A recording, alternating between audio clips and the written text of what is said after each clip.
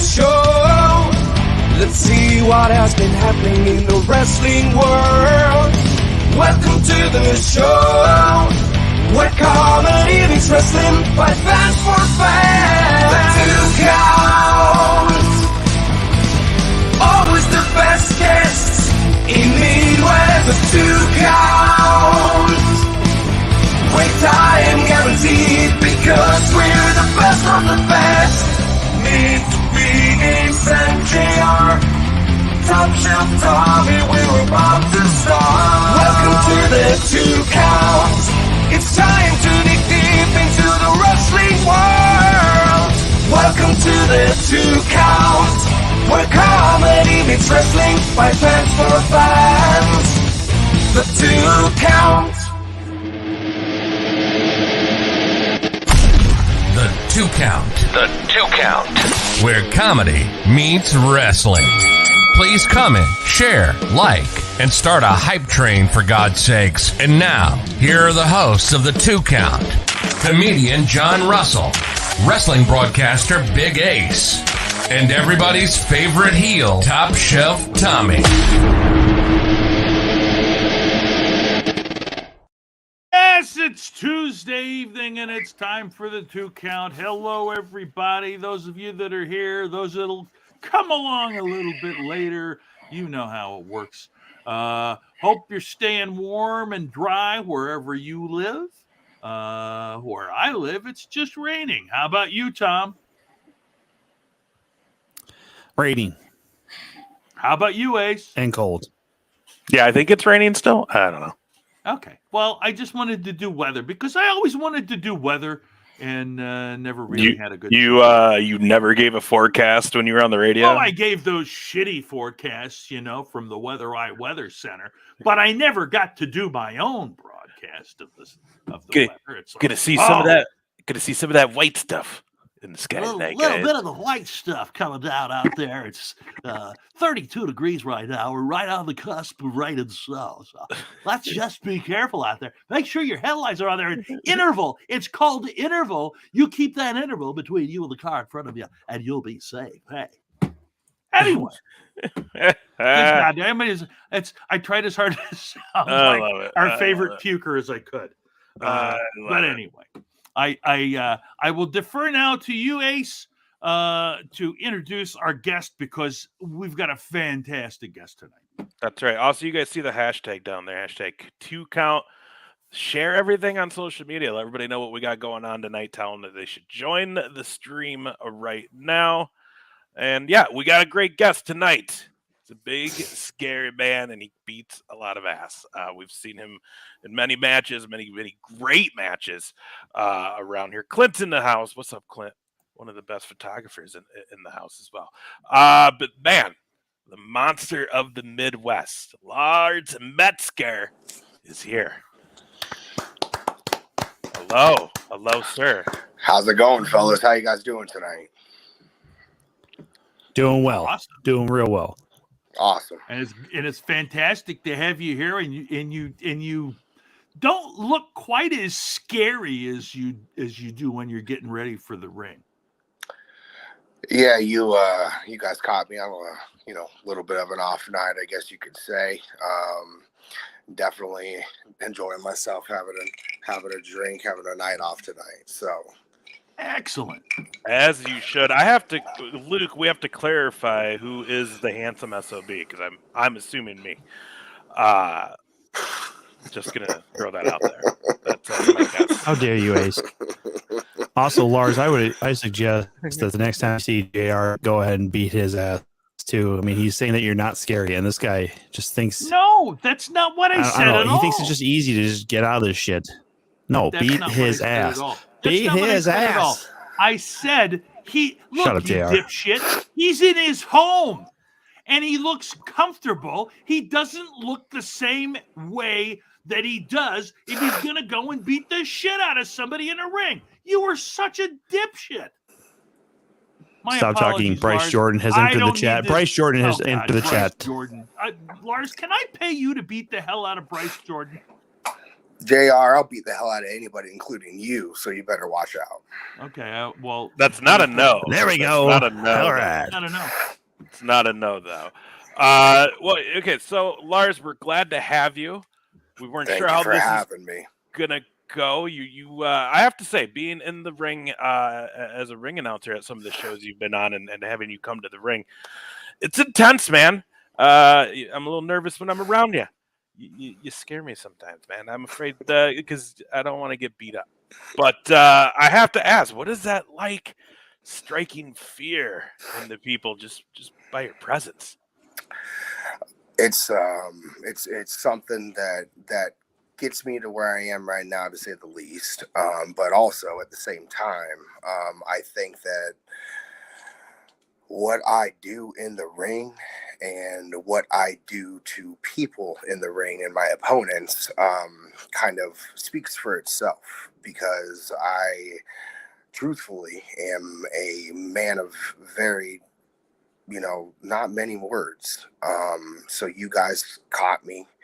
And like I told you earlier, Big Ace, I kind of pick and choose my podcast here, but you guys have always been, influential to what's going on around this Midwest and indie scene and everything like that. And I can respect that. So, it's a lot of fun, to say the least, to be able to look at someone just with my eyes and a turn of my head, and they do not even understand if they're going to make it out of that ring that night. So, yeah, I don't know if I'm gonna make it out of the ring sometimes when you come in like that. That's what that does. Let me ask you this though. You chose professional wrestling. That's where you chose to go torment these poor people who get put in the ring against you. You could have done anything else though to strike fear into the lives of these people. What brought you to that world of professional wrestling? Because deep down there must be some sort of love for that. yeah. So that, started much like all of us that have gotten into this crazy business at a young age. Parents took me to events when I was younger. There's pictures of Andre the Giant holding me as a little baby. That just stuck with me, and grew up watching it, stayed with it. Then I really didn't know, how to get into it at first, and then also wanted to go to college and do all that. So I did that, and graduated, got 2 degrees. I'm a business major and art major, and then decided it was time, and found 3X Wrestling and started training, and now we're here. And it's an honor, honestly, to be able to step in the ring and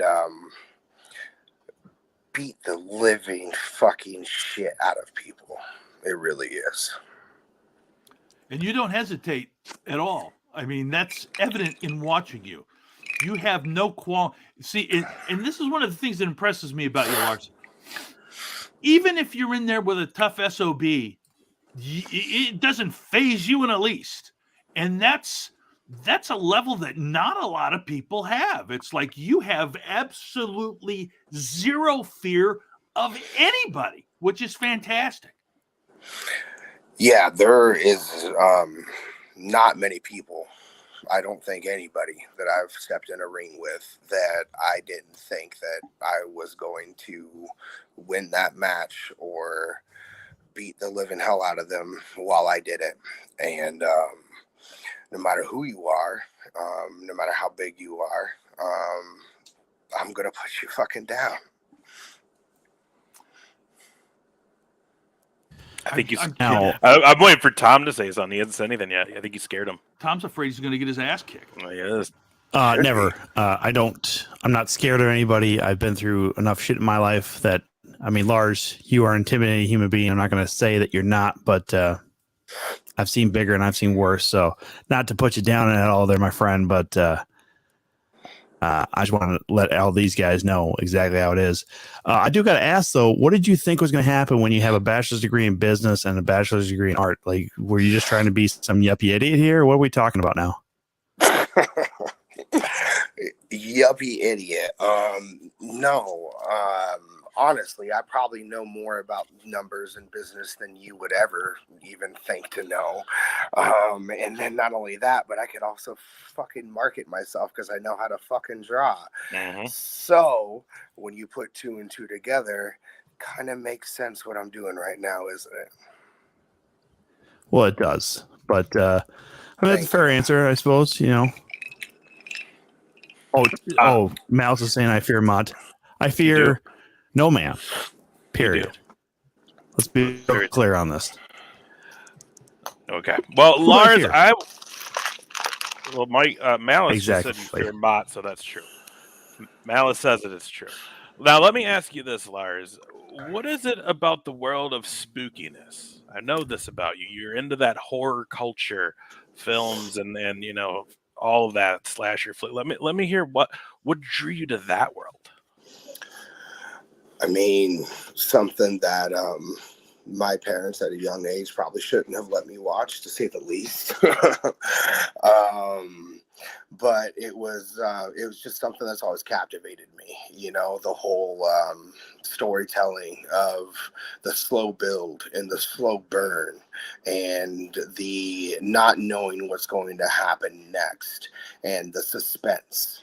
And those are things that I think that I try to take and put into Lars, and also I guess you could say kind of objectify in Lars Metzger. The whole stalking of my opponents, the methodical beatdowns, the not being afraid of anything that comes in front of me. You can't stop me. I am an unstoppable monster, and I will not be put down. And that goes without saying with a lot of horror movies that you see these days. I mean, hell, look at the last Halloween movie. You know, we're looking at, 40 years later, and Mike is still out there killing people. So yeah, it's just one of those things that I just kind of captivated me at a young age, just like pro wrestling did, the whole storytelling of everything. And of course, by, I guess you could say default, one of my favorite wrestlers growing up was The Undertaker. Yeah, just everything about that. It caught me. It was just referencing cross genres, I guess you could say. And it was something that really just stuck with me forever. So, did you enjoy the Ministry of Darkness? I personally loved it. Because it was at a time in the era of wrestling that you could really push the envelope, and they took something that nobody has really put on that type of scale before, and were able to, bring it to mass audiences. And at that point in time, almost anything was accepted on TV, media, things of that nature. So they were able to kind of have a lot of inventive things going on with that. I mean, I'll never forget the whole, Stephanie thing and all of that, just the whole thing with her and then being put up on the cross. The same thing with Stone Cold too. Like, it was pretty awesome. Yeah, it was good stuff. Real quick, let's get Clint's question in here because it tags to what we were just talking about. He wants to know your favorite horror icon.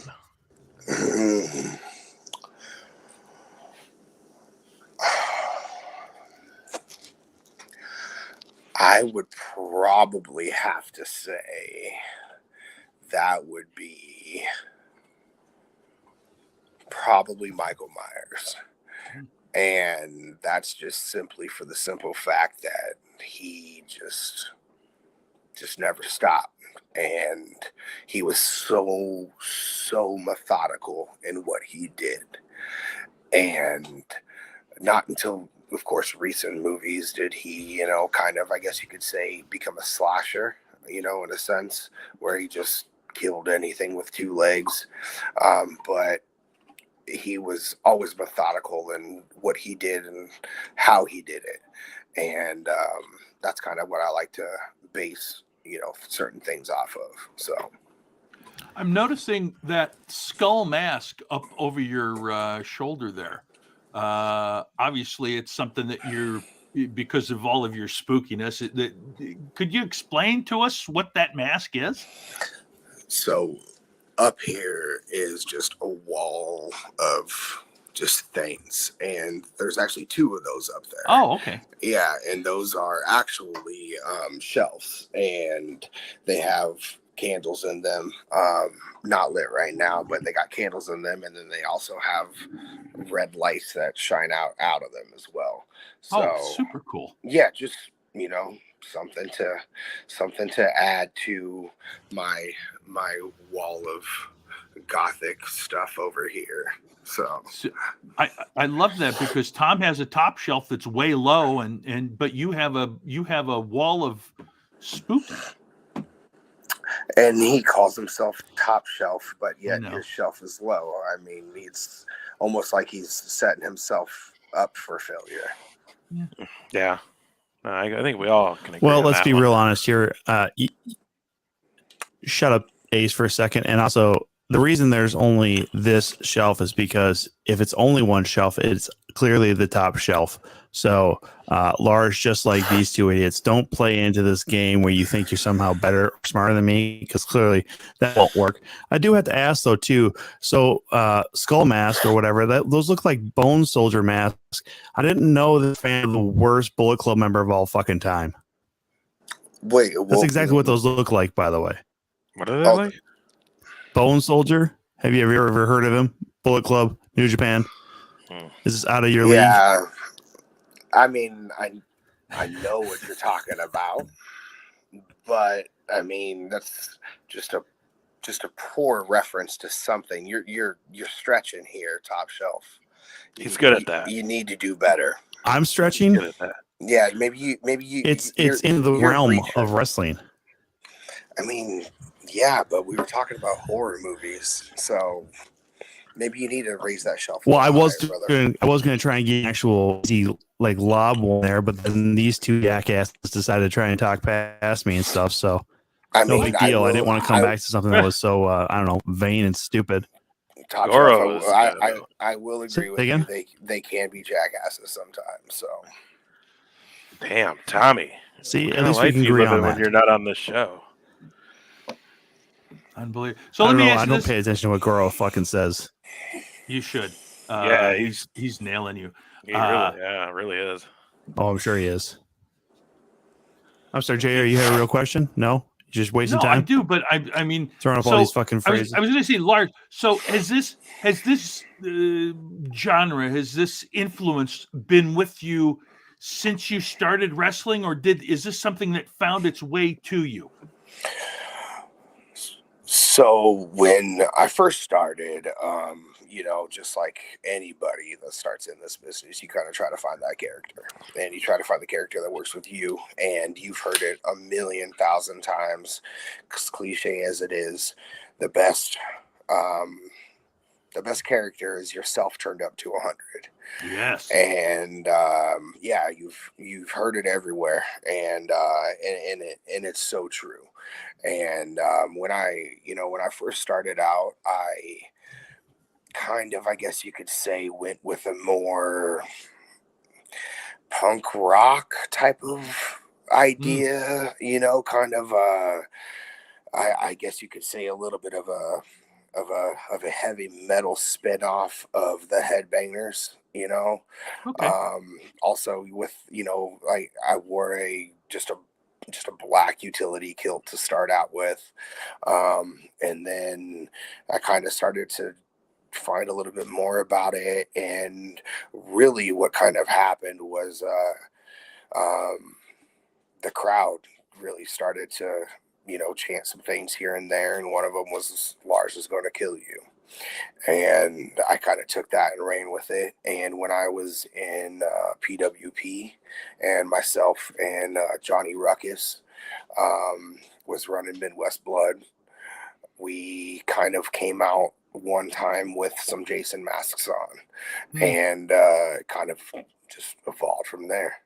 And then it was kind of one of those things where, kind of did that and revolted back to, whatever. And now I just kind of got to the point where I found a, decent connection between,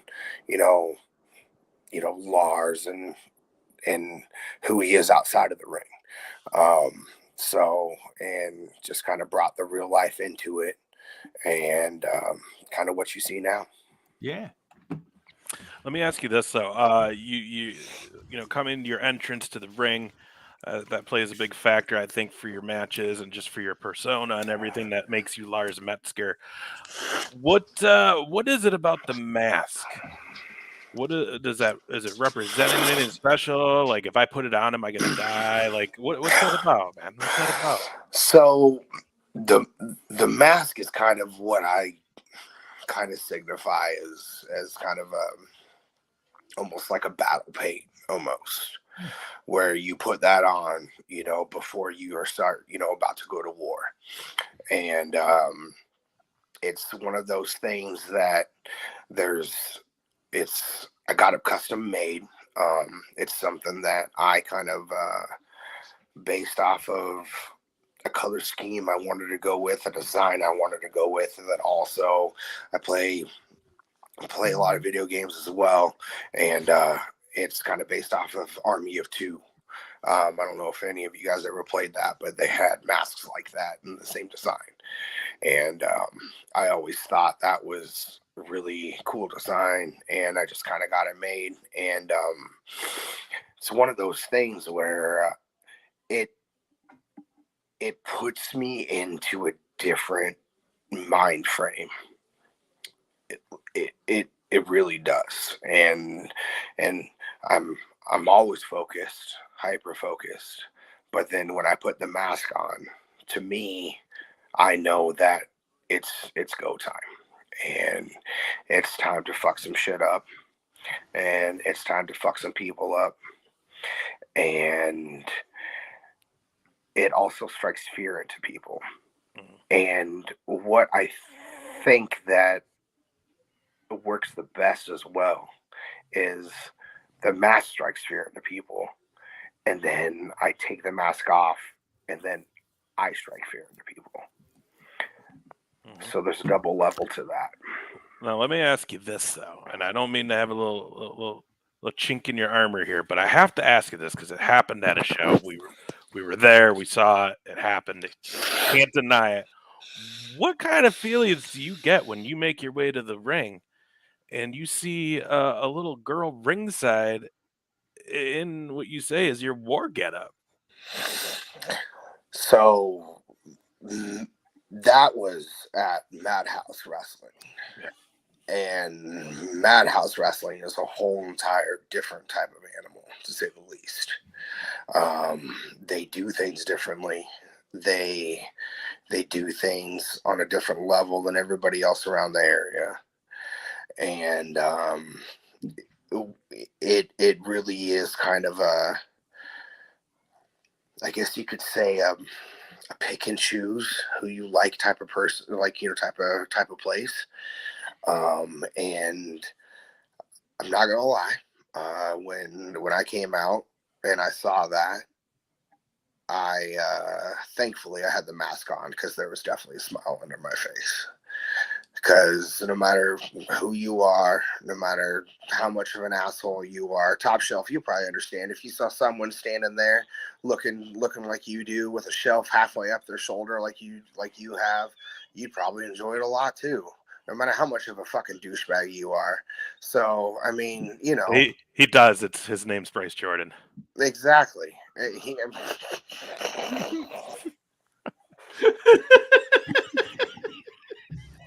Listen, Bryce is not the only one that's living the top shelf life. Okay, we got Shane that's on the top shelf life. I'm pretty sure I can almost get Prentice on here.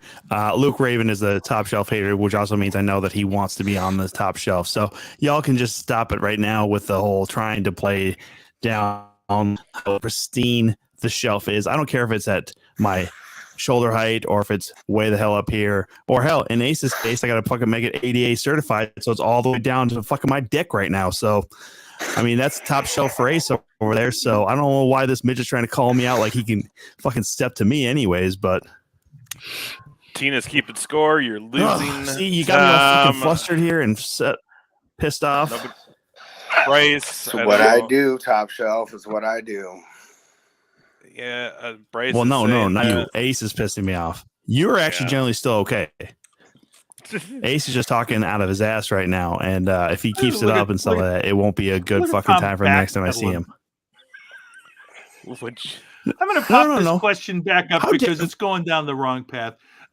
Tina is asking, Lars, how was wrestling against Bushwhacker Luke on Sunday night? Did he lick you? No. Dodge that bullet. And does he smell as bad as he looks? Yeah.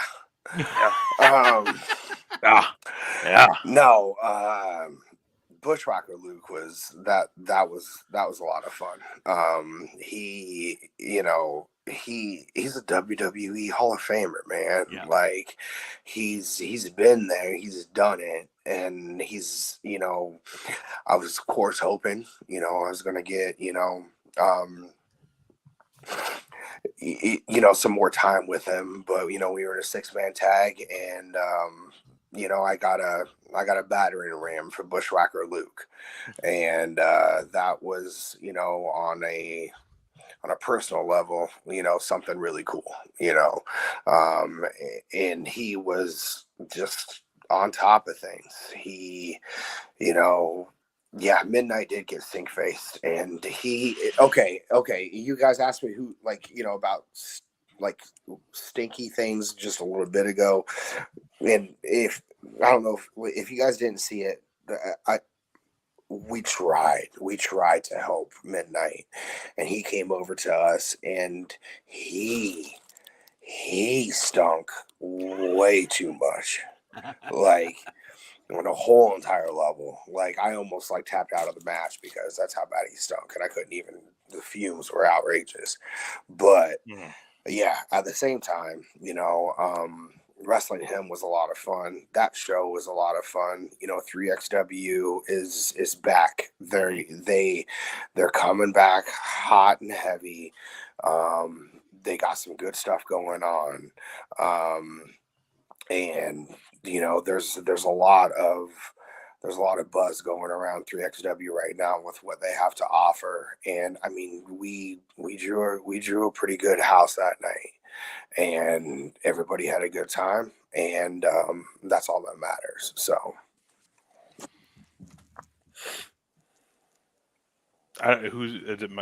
we're not keeping track of whose turn it is. Ask questions, so that's why we're confused right now. What's your voice?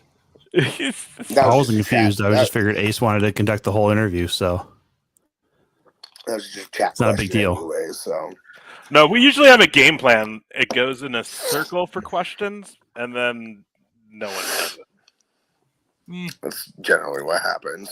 Yeah, So, you were talking earlier about Undertaker being a huge influence on you. How do you feel about Bray Wyatt? I mean, I've always been a huge proponent of Bray Wyatt. I loved what he did with the Wyatt family. There was so much to that I think that could have been discovered more, I guess you could say.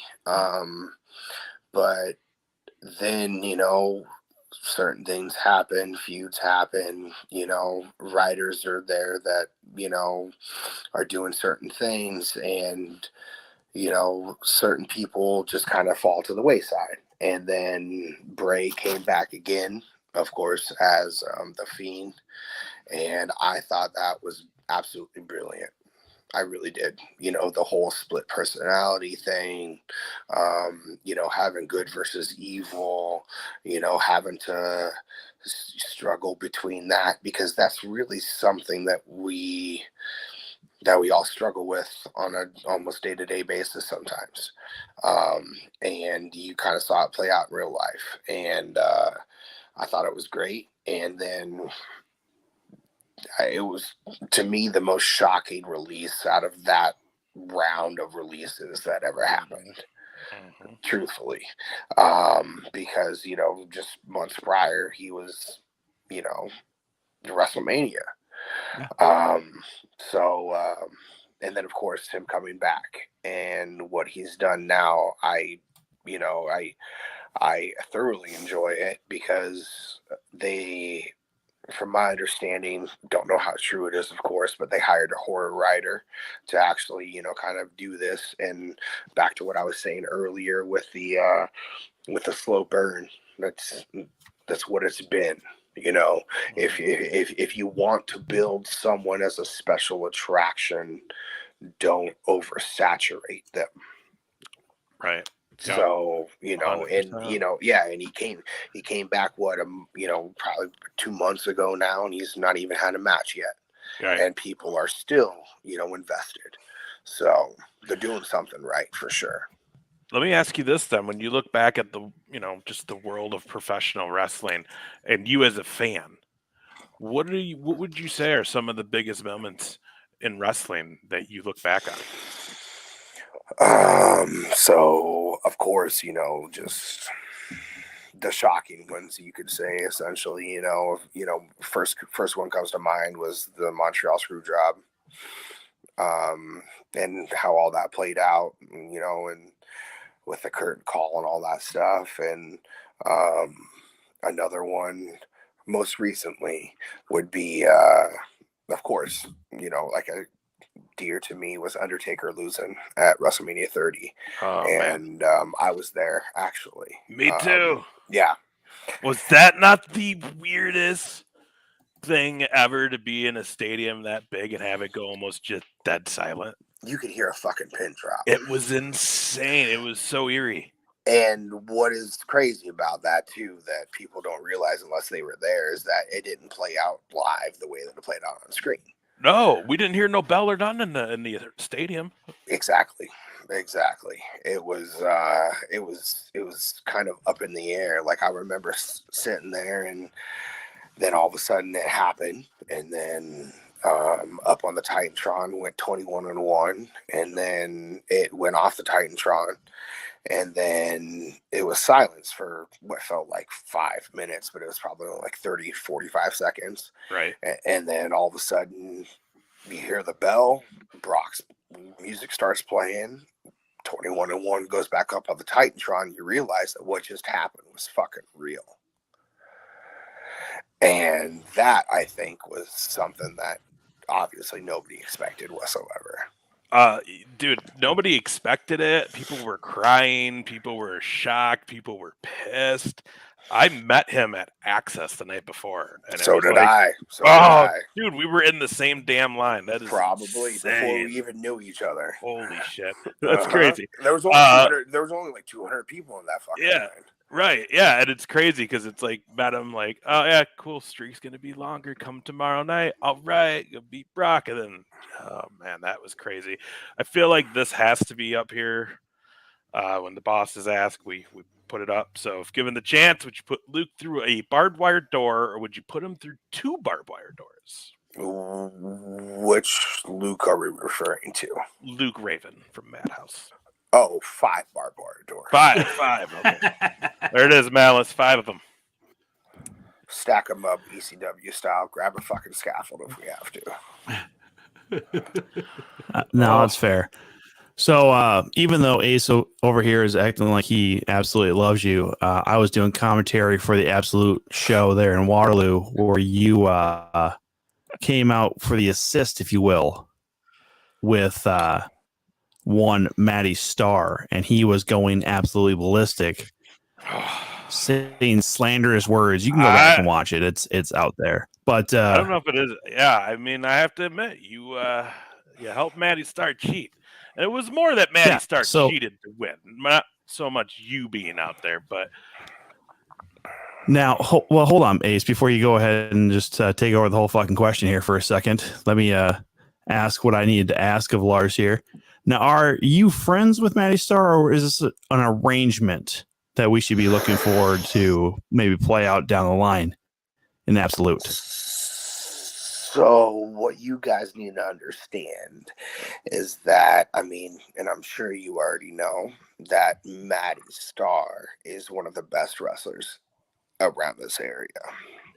Mm-hmm. Now, what I know that these two are denying it, but I know that if they're denying it, they're just they really do not know wrestling, honestly, and they're blinded. Like, true. I mean, Helen Keller could tell that Matty Star is good at wrestling. Okay, I mean, give me a break. Anyways, as I was saying,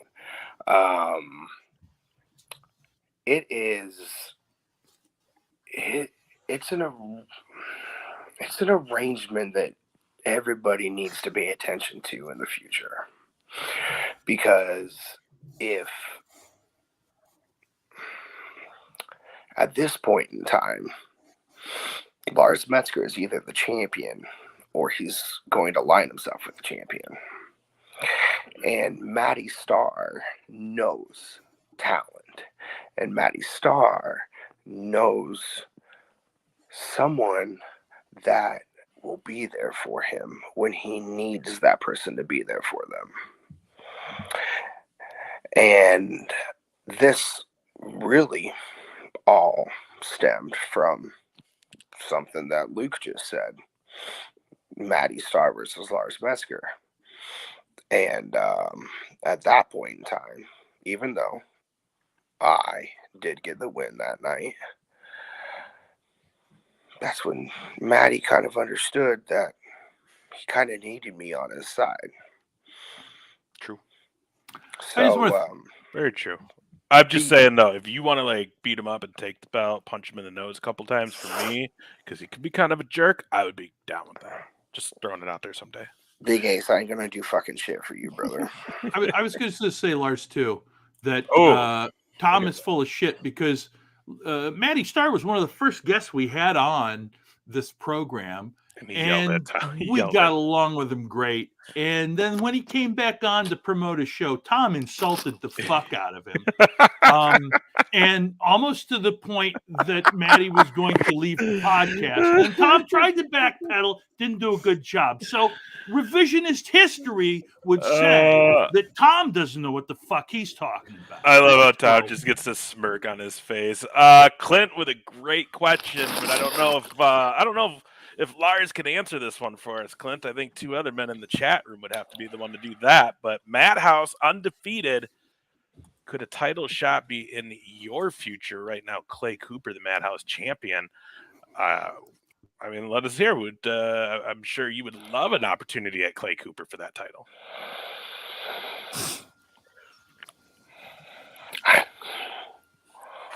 That's a title that I want really, really bad. And Clay better keep an eye out over his shoulder, because he never knows when I'm going to be there. Now, I'm undefeated at Madhouse Wrestling, and I plan to be and stay undefeated at Madhouse Wrestling. And then I'm going to come for him. But I have a few other things that I need to take care of before that happens. So, Clay, if you're listening, if you are going to listen, remember, I'm methodical, and you don't know when I'm going to be there, and you don't know when I'm coming, but I'll be there.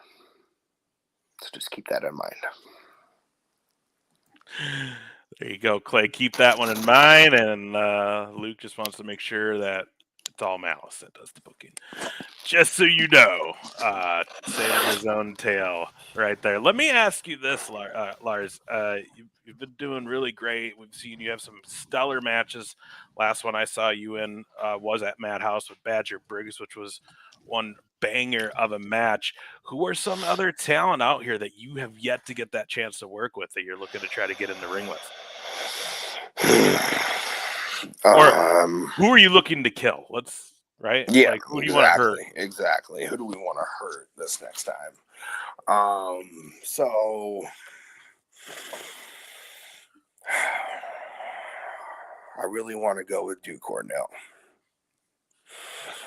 I think Duke and I could have a hell of a match, no matter what the circumstances are.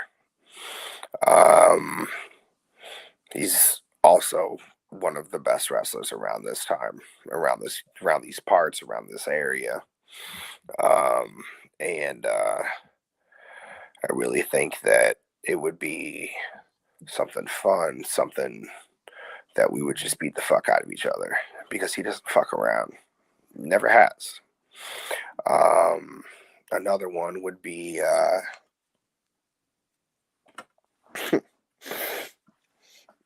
someone who just challenged me, actually, about a week or two ago here. Jameson McGregor. I've always wanted to punch the fucking beard off that kid's face. Makes sense. Like, he just has one of those faces you just want to fucking punch. And he decided that he wanted to come out a couple weeks ago, Rugged Pro, on December 2nd here, and challenged me to a match. And he needs to understand that not only have I wanted to beat his fucking ass for a long time, but he really just dug a grave for himself that he's not going to be able to get out. Let's see, who else? Let's see. I'd probably say, I think Brixton Nash and I also could beat the fuck out of each other. Two big, beefy motherfuckers just fucking going at it. And I did actually at that Rugged show get to face someone that I did want to face, and that was Madman Fulton. And that was a lot of fun. We beat the fuck out of each other too. But of course, just like always, Lars Metzger stayed undefeated.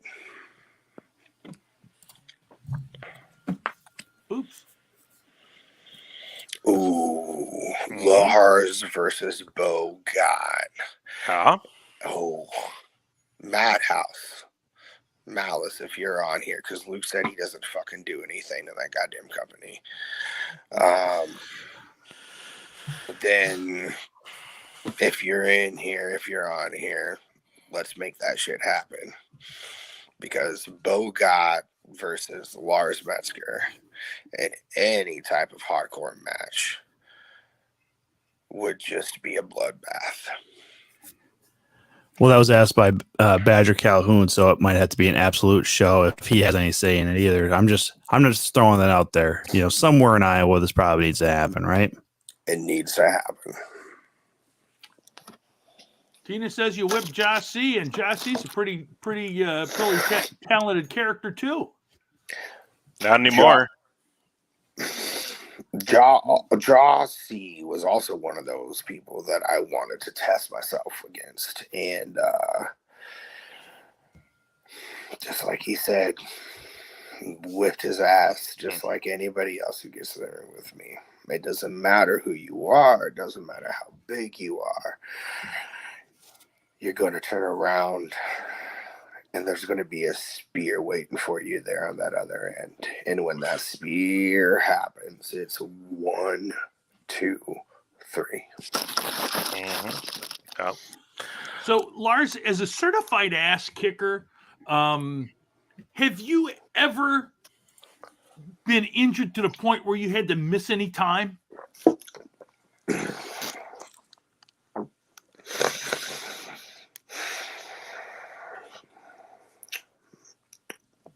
I can't really think of anything due to injuries as far as when it has happened. I did have a shoulder injury once.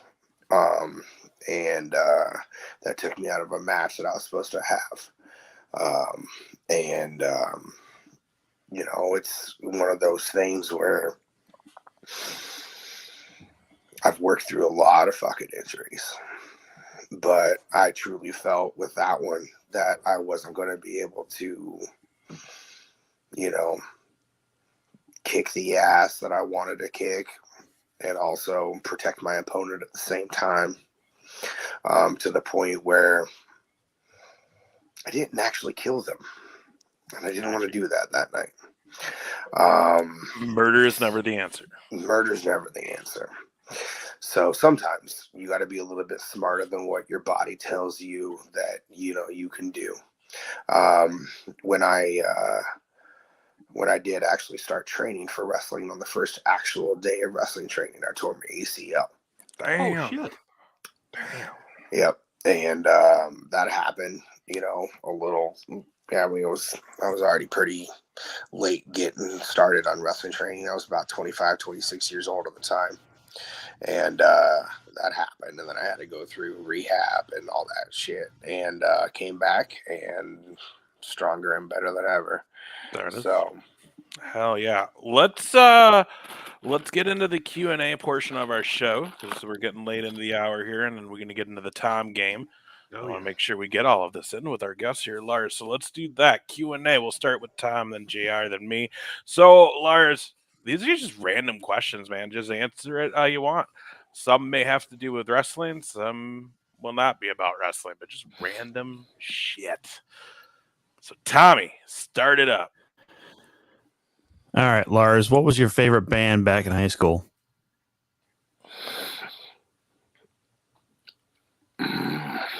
I'd say in high school, it would have to be probably a toss-up between Killswitch Engage and Under Oath. Yeah. Works. Yep. I'm next. Yeah. All right. So, what is the most embarrassing thing that you own and love that people would say, Lars Metzger would never have that?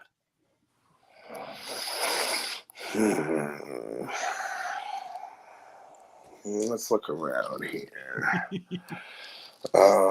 Okay, you know what? And I don't have any of them in there because I had a sweet tooth last night. But probably this thing's sitting here on the table with me, and that would be my Christmas M&M candy dispenser. I love it. Now, hold on a second. I gotta push. Hold on. It even plays the M&M fucking commercial. Awesome. I love it. I love it. Yeah, but who doesn't love M&Ms, right? No, you're right. 100%. Peanut. Gotta be peanut, though. Exactly. No. All right, let me ask you this. Tis the season. What's your favorite Christmas movie? Krampus. Yep, that makes sense. Krampus, fucking weird. Or if we want to go a little bit on the more Christmassy side, probably The Grinch or Home Alone. Yeah, both good ones. What's been the best venue you've ever wrestled at? Wells Fargo Arena. Okay. All right. Nice. All right. Okay. 3XW. Big time. Okay. Yeah, a couple wrestling night shows with I mean, I think at the time it was the Iowa Energy. Now it's the Iowa Wolves. But we had a couple shows there where we had Ric Flair and Mick Foley come in for those ones. So Nice. What's the furthest away place that you've wrestled? That would be somewhere in Kansas that was incredibly close to Oklahoma, and I couldn't even tell you what it was because the promoter was a piece of shit and never went back there after I went there that one time. But I do remember the drive, and it was I think it was 7 or 8 hours one way. Damn, that's a trip. That is a trip. So if you're on a long trip like that, what's the go-to meal on the road?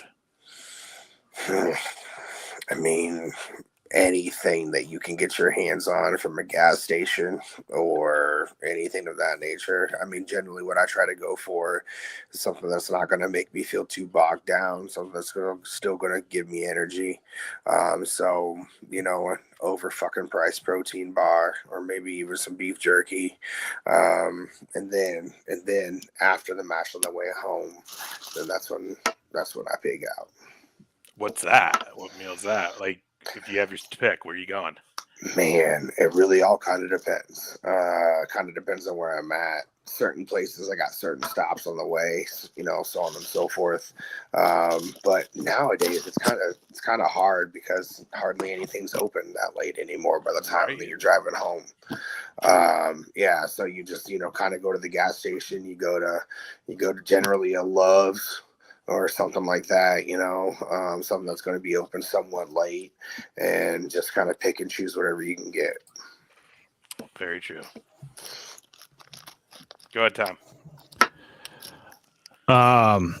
Kind of forgot my question because I was getting so bored with Ace's questions. Yeah, that's something we could talk about. Who's your favorite Hail sister? Hail sister? Yeah, Briar Sage. What type of fucking question is that? He asked everyone. It's a fucking question, man. Yeah, you're right. It's random shit, man. I'd say that's a stupid fucking question. The tall one. Yeah, everybody could wonder who the tall one is. The one that sounds like a spice. I don't fucking know. Sage. Yeah, sure. I love it. Oh my god! I like how you're mad about the question. Like, out of all the dumb things you've heard from fucking Ace and JR, that's the fucking thing you get mad about? Is that question? Maybe you're realizing that your stuff's the dumb stuff now. Don't compare fucking twins. I make this one easy for you. That's like fucking comparing Phil and Lil and the Rugrats. Like, true. Very true. And which one is your favorite of those two? Who cares? I don't fucking... Yeah, again, this is just a dumb question. Exactly. You're proving my point. You're proving how fucking... Yeah, and that's why we have the Q&A. That's why we just do this randomly, okay? Yeah, I guess so. You're getting upset for nothing here. Relax. No, actually, you just proved my own point of view being asking stupid questions, so good job. I'll make this one easy for you. It's multiple choice. Oh. Quick Star, Casey's, or Come and Go. Quick Star. No question. Good pick. No question. Good pick. Let me ask you this. What's the most embarrassing thing to happen to you in the ring? Let's see here.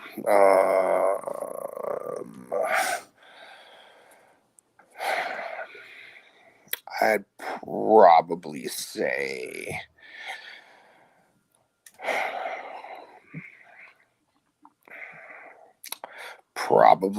the first time I got concussed. Oof. And that was in a tables match, tag team tables match. And hit my head a little too hard on the table. And then it was weird rules. Like, basically I was getting taken out after the opponent I already taken out. So even I was still in the match afterwards, but I tried to get up after that and throw a clothesline, and I ended up throwing a clothesline and completely missing my opponent because I saw like 2 or 3 of them and I didn't know which one I was hitting. And then I swung and I went down and completely just swung in the air. And that's probably the weakest that I've ever looked, truthfully. Dang. Wow. All right. So, have you wrestled out of the country? And if not, where do you want to wrestle? That is a goal of mine. I've not wrestled out of the country. I would love to wrestle in Canada. Just, for the history there. I'd love to wrestle in Great Britain also, because just different styles, different techniques, things of that nature. And then I would also love, one of my biggest goals is to wrestle in Japan, because they like to beat the fuck out of each other, and that's what I love to do to everyone that I get in the ring with. Man, just remind me never to make you angry. It's probably a good idea. Yeah. So when you're not wrestling, what do you like to do to relax? What do you enjoy doing outside of wrestling? Listening to music, listening to vinyls, watching old media. I love to watch old horror movies on VHSs still to this day. I got a nice little setup. It brings that nostalgia for me, So when I grew up on it and watching it and that graininess and all that stuff and almost, not being able to see exactly what's happening, doing that, and then playing video games, hanging out, doing that, and just trying to relax anytime that I can. So what game you been playing lately? Lately, I've been playing the new Call of Duty, and then also I've been rerunning through The Evil Within 2, which is a horror survival game. Nice. All right. We'll end with this question and we'll do the Tom game, boys. And this might ruin my likeness for you, Lars, and also I'm scared of you, but not gonna be as scared when it comes to this. But I have a bone to pick with you, and that is, are you an Eagles fan?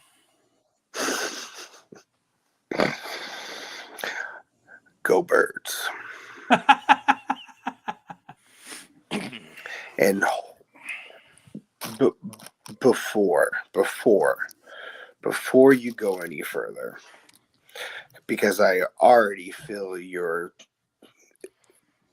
it's our year energy. You're a fucking Cowboys fan, aren't you?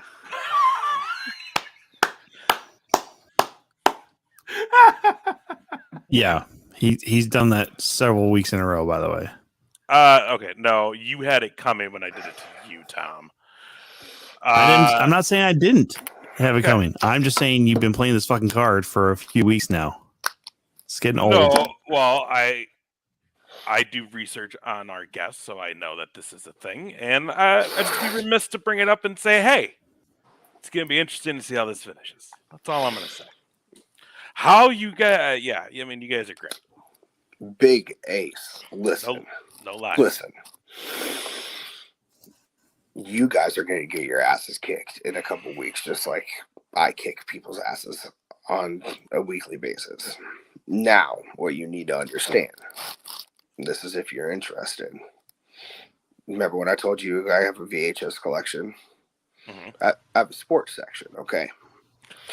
And that sports section has the last Super Bowl win from the Dallas Cowboys, and it's on VHS because they haven't won a fucking Super Bowl for that fucking long. Yeah. And if you want me to, I could blow the dust off and then piss on it and then send it to you. It's up to you, though. I can't believe you haven't pissed on it before, to be real honest with you. Oh, no, I did already, but I'm just saying it's fresh. Fair enough. I'm going to let you hold on to the piss tape. I'm going to let you hold on to that one. I still have the memories. As much as I want to say, like, we're going to beat you guys, I'm very realistic about the Cowboys, and we're not meant for playoffs. But I just, I don't know. How is it that we went from the worst division to the best division in NFL? Out of nowhere? That's something that we can all agree on. That's something that we can agree on. We were the NFC least for the longest time.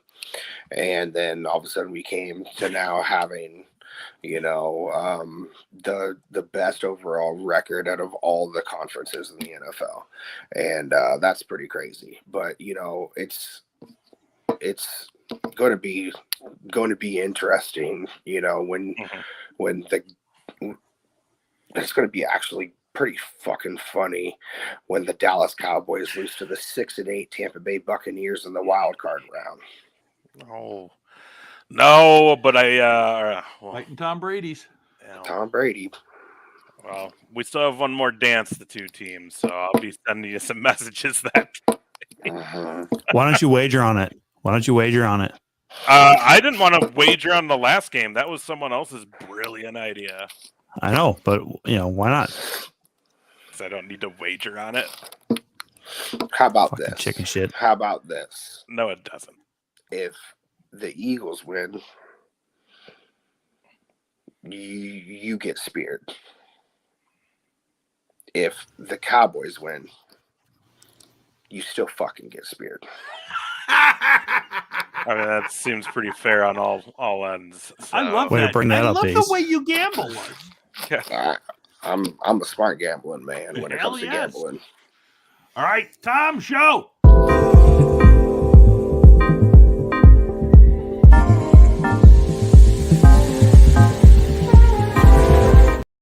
See, I should have waited till after this part to bring that up because now he might actually have to think about it, or may not. That's on you. All right, shut up, idiots. Lars, here's the deal. Tom game is very simple. It's just like F, Marry, Kill. So out of the three of us, you're going to pick somebody to be your tag team partner, one of us to be your opponent, and then the last to be your manager.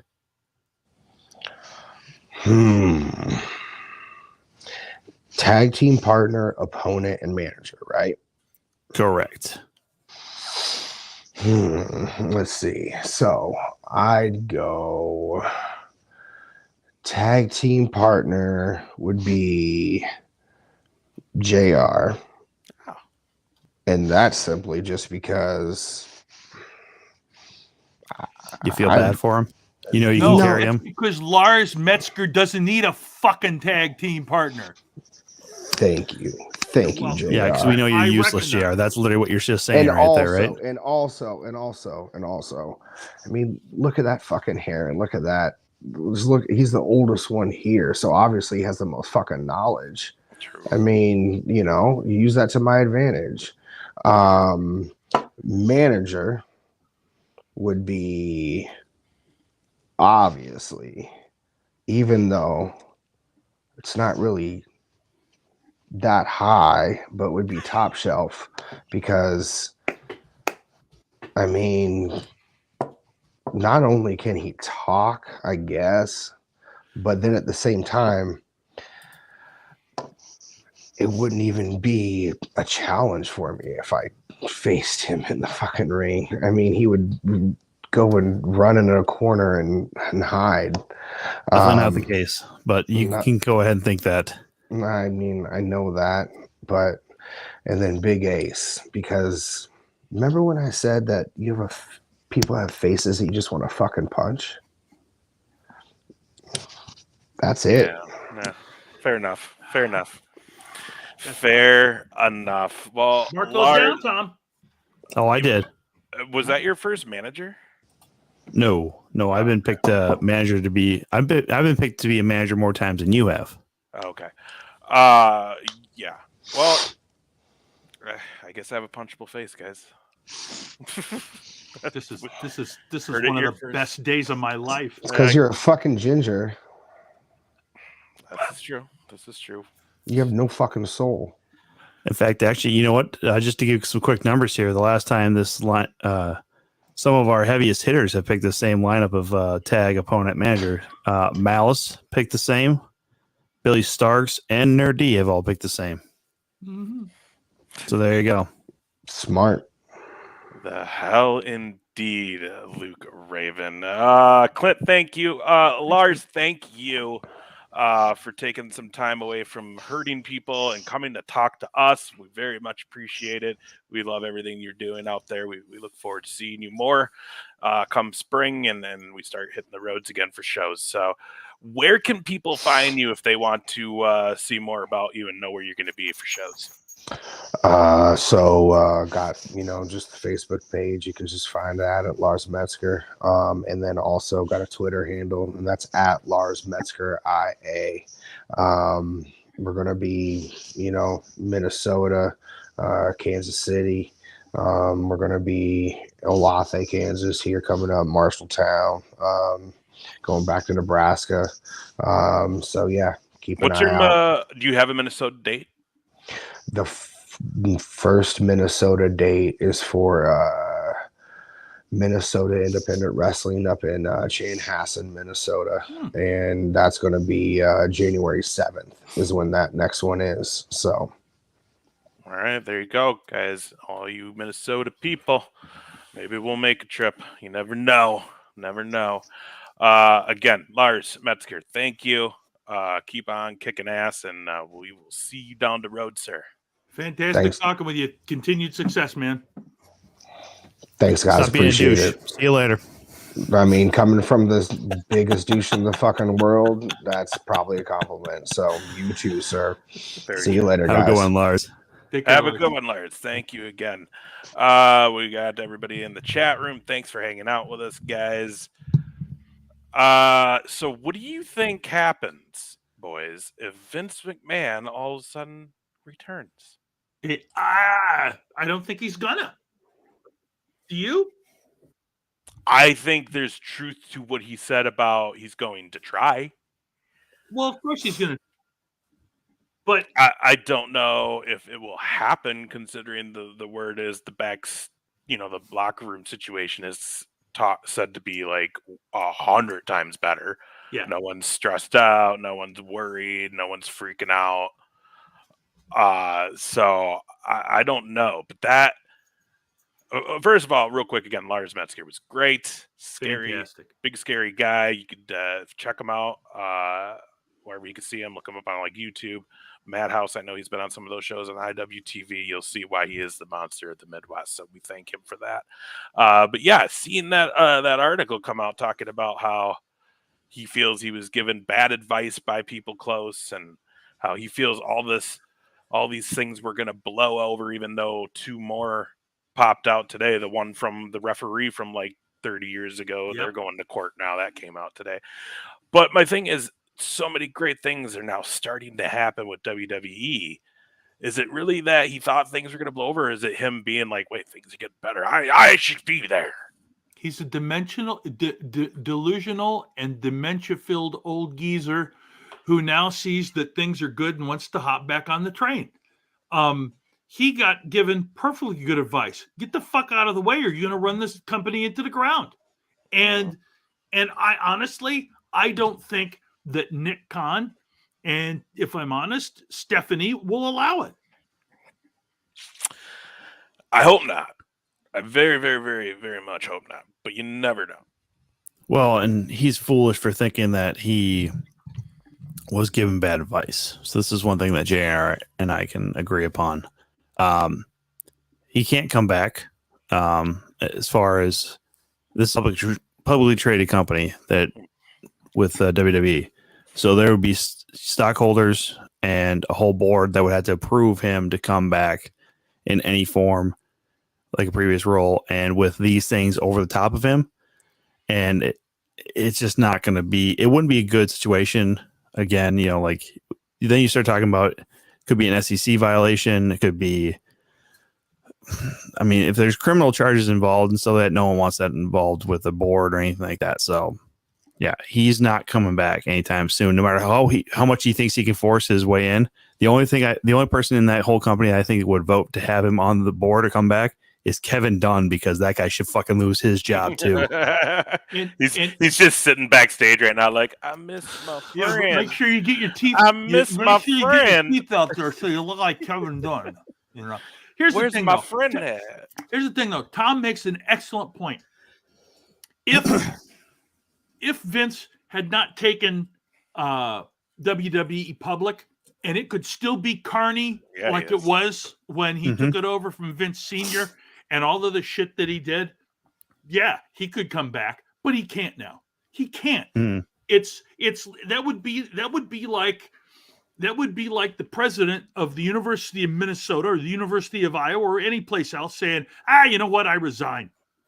And then 6 months later saying, yeah, I take it back. Guess what? No. Just kidding. I mean, it is always different as somebody, like a CEO gets, or they resign, and then 6 months later they're in the shitter, and then the board would come back and say, oh, by the way, we need you to come back. We need you to take control because we failed. Yeah. That's totally different. But no one in that company, from what we've seen with reports, is saying anything like that. One, because as Ace, you make a very good point as well. It seems like the locker room is healthy. It seems like the writing is getting better, that they're going down this production path that's actually better quality from a fan's point of view. So there's no one who's probably saying, please come back. No one. Except Kevin Dunn. Well, So I can't go back to that well so quickly. You know what I mean? no. But here's a surprise of the week for me. The goddamn Briscoes won the ROH tag titles from FTR. Wow. I have not watched the double dog collar match, but from everything that I've heard, it stole the show, which I think we all figured it probably would have. But I'm excited to go track that down somewhere and watch it. Yeah, a lot of good stuff came out of Final Battle for ROH. And then it makes me also wonder how long FTR is going to be hanging around AEW. It seems like every time they drop the titles, they always kind of cryptic tweet shit that makes it sound like they're going to leave. But they haven't yet. But yeah. You never know. You never. Well, I mean, they lost that tag championship match out last Wednesday to the Acclaim, so they did not become four tag champions, four belt holders. Four belt show. So I assumed the ROH championship was going to be going the way of the Briscoes just because of that. I think that they genuinely just need some time away because they have been having to travel with going to Mexico, going to Japan, doing all this stuff with AEW. Like, I mean, they have been doing a lot of stuff in Japan directly, but to have those titles, they're going to have to go back there. And I think they're looking forward to Wrestle Kingdom and then probably maybe taking a little bit of hiatus, like New Year's Dash and then Wrestle Kingdom. I assume they had to be there in Japan for both of them. So, especially with the heavyweight titles. Yeah. Well, and another thing too is, it'd be interesting to see what happens when their contract does end with AEW, because barring nothing changes right now for WWE with what's going on, you would think Triple H is going to make a pretty big play if he hears their contract's about to end, because those are some of his hires. Those are his team. He brought them up in NXT. And also, like, there are a lot of AEW people, not that AEW is going to hurt from this, but I mean, like, having Regal come and then leave so shortly will probably hurt them in the long run. Like, that's, how do you let someone with that wrestling mind go? Yeah. When you have a company that's publicly being talked about how just unorganized, and even Regal said it, I guess, in a recent interview, just how just like unorganized and like immature a lot of the people were backstage. And it's like, why would you let one of the most legendary guys in that business? He's been through it all. He knows everything. He's fucking helped train some of the superstars. Like, that's a huge I don't think it was loss. I don't think it was Tony Khan's decision that he's leaving, to be real honest with you. I think his contract was up after a year, and he is deciding to go back to where his friend's at. I mean, let's be real honest here. Him and Triple H have a great relationship. He helped run NXT as a commissioner. I mean, he had an actual hands-on role with NXT when it was in its real heyday with the black and gold. So I think this is probably better spot, more familiarity with the product and who's around him and stuff. I mean, I think his role with AEW is more of like a that's correct trainer thing. Yeah. Well, no, and that's just it though. Like, how are you Tony Khan and you have the opportunity to get this guy in your business, and you don't take it for all it's worth? You know what I mean? It depends on what his price tag is. I mean, if he's only paying trainers and managers a certain wage and stuff like that, you can't go spend $5 million to keep him around for an extra year. Yeah, but I thought it was that much because at that point, I'm not saying it was. I'm just saying Regal, because at that point, Regal didn't think he'd end up back in WWE, and no one else would have that money like they would, like AEW. Bryce brings up a good point though too. Regal's son is over in developmental, and it was stated, it's like I mean, and I think Tony Khan has an emotional side to him, and he probably thinks, you know what, you should go and help your son if that's what you want to do. Or he's just really whacked out on the blow right now. That too. What? We lost Regal? What? Well, he seemed pretty calm from the few times I checked out the media scrum, because I did not realize that Final Battle was so early in the day.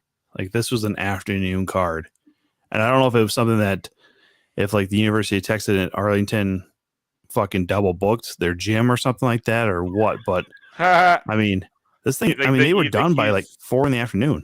Do you think he had a broom ball game at 9:30? Well, do you think he's just running ROH earlier because it's considered his B show compared to the AEW roster?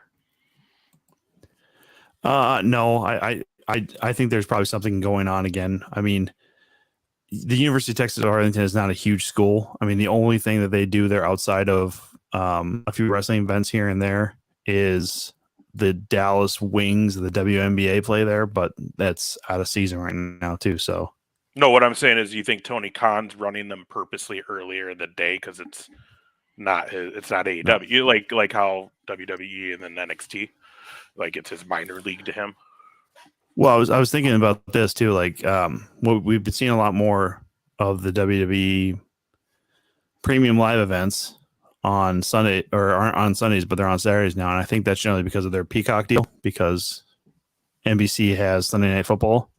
And they also run it on Peacock. Yep. So I think that has something to do with it too. I mean, because Tony Khan with the Jaguars, you don't want anything running on Sunday or going against what you have going on. So if there was a game, which, I mean, they were actually technically going right against the Army-Navy game on Saturday. So that was kind of weird, because most people don't necessarily care about Army-Navy anymore, but the people who do they go nuts over it. So, I mean, it was just kind of weird because, again, that's not – well, and I guess, too, Jacksonville's a huge Navy base, so maybe that was part of the thinking, is to try and get out of town and just do this and get back for whatever. I don't know. Tony Khan's fucking weird, man. I don't care. Whatever. Dan said he heard Regal was getting a "Who the fuck are you? Shut the fuck up" from town AW. Yeah, like I said, it's Billy Gunn said it, too, a while ago. He's like, yeah, man, like, it's the Wild West backstage, like, there needs to be structure, and there isn't. So hopefully that happens. Another big news: Matt Riddle failing 2 drug tests with the WWE. WWE no longer tests for cannabis, so won that. But it was something else. So it was something else. So we take it. I mean, they do still test for performance-enhancing drugs, so it might have been steroids. But because I don't see him doing anything else other than cannabis. Well, didn't he recently get like really jacked too? I mean, that's probably how you fail 2 of those, is, not being prepared, and if you're trying to put on a little bit more bulk. I mean, I don't know. The dude was always fucking, I thought, razor thin as far as his physique, because when he was an MMA fighter, he was fighting about 20 pounds less than he should have as far as his walking around weight. Yeah, which I heard. Oh, yeah, for sure, dude. Tom, maybe you should try selling some clean piss. Yeah, dude. I drink too much for it to be really that clean. Every test comes back, they're like, well, I passed it, but they said I'm an alcoholic.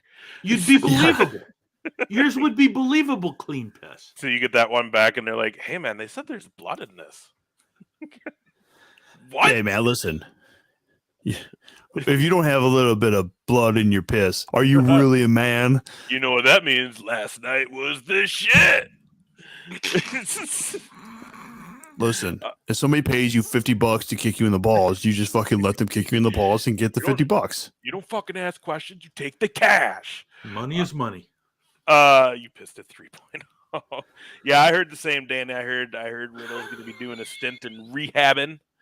In the rehab. So it wasn't steroids then. This had to be something. It might have been. I mean, I don't know. A lot of times people don't necessarily send people to rehab for cocaine, but I mean, who knows? Yeah, I don't know, but I don't want to speculate. I don't want to speculate about somebody who I don't know. So yeah, but you're not going to get sent to rehab for steroids. No. Oh God, sorry. Riddle's good. What if he's just like a big meth head and no one knew? Maybe he's just too method with his gimmick. Do you hold on? Oh fuck, my board's not even working. Fucking A. Ah, boo. Boo. I had crickets on that one. I do have a boo one and a laugh track and crickets. Boo. I was gonna send crickets on that one. Bro. Yeah, I don't know. So he's pulled from the show this weekend because WWE will be at the Mayo Civic Center Sunday night for their holiday tour. Brother. Well, that's unfortunate. Yeah, so I'll be down there. I'm going to check that show out. I am pumped, though. Owens will be there, so I'm always happy to see it. I think it's like Owen, some two other guys, I don't remember who, against the Bloodline for the main event at that show. So that'll be fun. Well, so I did catch a little bit of Raw last night, by the way. And, excuse me, I don't know why the Street Profits are fighting against Judgment Day last night, especially when you're throwing Akira Tozawa. I just don't get it. Maybe that's just me. Say it again, Tommy. They had last night it was Street Profits. Excuse me. Whoa, I got him. Yigadu Hagawa. They had Street Profits and Akira Tozawa versus Judgment Day, which I don't know what they're doing with Street Profits anymore because they lost so many times for the tag titles. They can't go for that. This doesn't make sense, the lineup with pairing them with Akira Tozawa, because what do you guys think about New Day and NXT tag champs? I think that's is that not the only title they need, right? But are we going to actually pretend that that's not a step backwards? I think when you look at something like that, I would compare it to Mandy Rose going down there and taking that title and holding it for. Is she still the champion at NXT? Yes, sir. I mean, there's something to be said for having somebody that's established have that title, because when somebody does finally take it off them, it's really going to mean something. Well, and we can only watch the New Day and the Usos have so many matches. Well, and I'll go back to what Tom was saying about Judgment Day. I mean, look, they lost, and so it's like now they're going to slide back down that they can only fight with AJ and the Good Brothers for so long, right? I mean, before it gets to be, you guys have done this 9 times in the last 13 weeks. Mm-hmm. And I think that's one thing that Triple H is still guilty of that Vince did. Are the stories a little different? Yeah, but I mean, to me, it's like there's still there are pockets of things that are really good, and then there are other things that are just as redundant as hell. Yeah, no, it'll be interesting. Like I said, I don't think we're going to see things really gel until after Rumble. You know what I mean?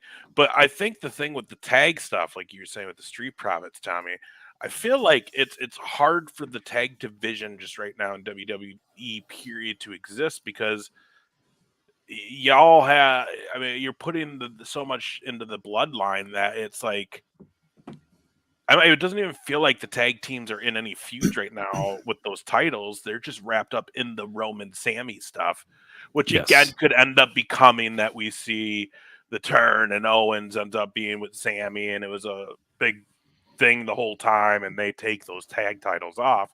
Would be sweet.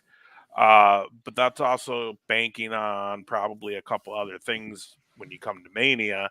See, that's the hard part right now is I think they very much are still, is Rock showing up or not? Because that is how everything, because that's going to affect Roman's title. It's going to affect possibly the tag titles. Is Rock going to be at Mania? Is Rock going to show up and win the Rumble? Right. Well, and you would think at this point with Mania 3 months away, 4 months away, or whatever, that we need to know what's going to be the headline. I mean, outside of as far as winning the Rumble or whatever, but what are some of the other matches? We know we're not seeing a Taker match. I assume, anyways, we shouldn't. I mean, realistically, we shouldn't see a Taker match. So what? Are we going to see a return with the OC versus Judgment Day? I mean, we might get a Money in the Bank match back on Mania this time around, though, because aren't they going away with those pay-per-views? I was talking about it. So also, they were talking about putting Hell in a Cell in a different pay-per-view as well. Well, or just not making its own, because that should be a match that really is the payoff to a feud. And realistically, that's what Triple H has said, is that he's like, that needs to be used for specific times in the story.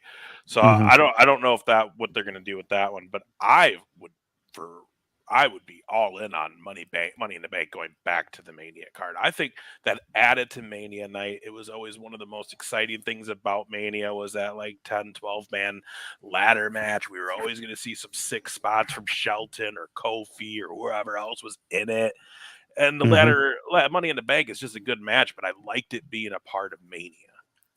Well, because it allows, that was the whole reason for it, because it gives you that year to turn in the briefcase, or, if you win it earlier in the night, fuck it, you might just be back in the main event just to, spoil the ending or whatever, But I don't know, Mania being 2 nights, and especially this year, it being 2 nights, I don't know what they can fucking fill 2 nights with right now, because the cards aren't really lining up right now where everything makes sense. And, Dan brought up as far as the spot with Alexa Bliss and almost hitting Bianca Belair with his sister Abigail, but I don't know where that's going to go in time for Mania either. I just don't know where some of these things are going to fit in time for having that blockbuster Hollywood show that they really are pushing right now. Yeah, and that's the thing. Go ahead. I was just going to say, you have to pull the trigger on some of this Bray stuff by Rumble. If we're not having a better idea of like if Bliss is going to actually be a part, which at this point, I mean, they did the whole thing last night with her and Bianca and the thing on the screen, and then Sister Abigail. Like, why are we going through this if we're not actually going to eventually bring her back to that whole ordeal? But then the whole rumor of these other family members that they're going to have, apparently Bull might be signed again and he's going to play the Uncle Howdy. Okay, well, if you're going to do all this and you want all this stuff to be a part of Mania, because it has to be to sell the tickets and sell the show, we got to have all this kind of really taking shape when the Rumble happens that night, because we have to have that build from Rumble to Mania. And my worry is they may pull a little bit of an AEW where it's going to be, 3-week builds for half of the matches we're going to see on the Mania card now. And it's like, but that's your biggest show of the year. Anyone who's a true WWE or just wrestling fan, but true WWE fan knows Rumble to Mania is all time for build.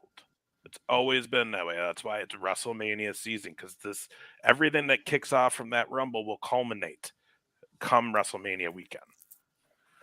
Well, and I almost think too, like this year would have been good to try and get something out of Survivor Series just to get a little bit past some of these middle things. Because right now, I mean, outside of the Bloodline and KO, and then figuring out what this version of the OC is going to be if they're not fighting Judgment Day.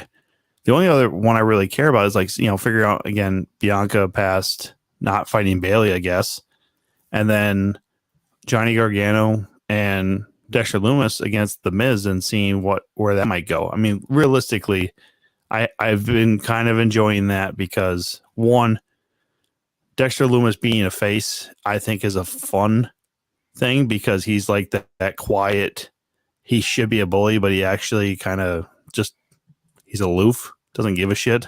So it's kind of fun that way. But I mean, I don't know. It does still throw out the whole last thing that Johnny Gargano did with him before Candace had the kid. So where he was trying to keep Indy Hartwell away from him, which where the hell is Indy, right? Come on. Right? What are we doing here? Let's Keeping the get it sweethearts away going. from each other? Let's go. But I don't know. I just, again, I think this would have been a perfect season or year to build from Survivor Series and go forward where you start leading directions going into the Rumble of, who is going to eliminate who kind of thing. Like, what are some feuds we should see paid off there, and then even, build to the next ones or whatever going past the Rumble, especially with depending on who might win it. I mean, we don't know who's a clear-cut favorite this year because, I mean, it would all point to maybe Sami Zayn getting that shot. But, again, where's the twist going to be on that one, If you smell. Well, see, and that's another thing, though, too, because I just don't... Roman has both titles, so unless you're telling everybody that basically you might have to have 2 Rumble winners, I mean, do we try to do the whole fixed finish with 2 winners at the end where Roman has to face one for the SmackDown title or the Universal and the World Champion the next night? I feel like, don't you guys feel like he's not walking into Mania with both belts, though? Well, again, though, I think this all hinges on if The Rock is going to be at Mania. Now, here's my deal. I've said this before. As far as the bloodline, that whole storyline, The Rock can come back and they can still do that match. Those titles don't need to be involved at all. In fact, the titles probably shouldn't be involved. But if they are there, they're there. But I think the other wild card that we kind of tend to forget about, and that is Cody Rhodes is going to be back. Yeah. And talk is he's looking good and he's back to full on working out now. So that time's coming sooner than later, probably the Rumble.